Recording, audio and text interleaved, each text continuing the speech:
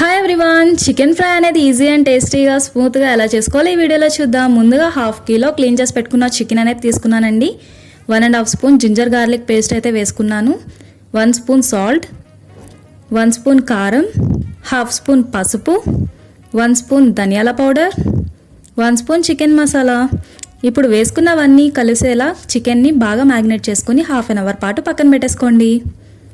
కొంచెం కరివేపాకు, చీల్చి పెట్టుకున్న పచ్చిమిర్చిని తీసుకోండి. ఇప్పుడు స్టవ్ ఆన్ చేసి పాన్ పెట్టుకుని ఆయిల్ వేసుకోండి. ఆయిల్ బాగా హీట్ అయిన తర్వాత మనం 1/2 అవర్ పాటు మ్యారినేట్ చేసి పెట్టిన చికెన్ అనేది వేసుకోండి.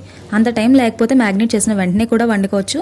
ఇప్పుడు 10 మినిట్స్ పాటు మూత పెట్టండి. 10 మినిట్స్ మూత పెట్టి తీసిన తర్వాత చికెన్లో వాటర్ అయిపోతాయి. ఇప్పుడు మ్యారినేట్ చేసిన గిన్నెలో కొన్ని వాటర్ వేసి అవి చికెన్లో వేసేయండి. ఇంకొక 10 మినిట్స్ మూత పెట్టి ఉంచండి. ఇప్పుడు మూత తీసి కొంచెం కరివేపాకు, మిర్చి యాడ్ చేసుకోండి. ఇంకో 10 మినిట్స్ ఫ్రై చేసి సర్వ్ చేసుకోండి. Easy and tasty chicken fry ready. Subscribe.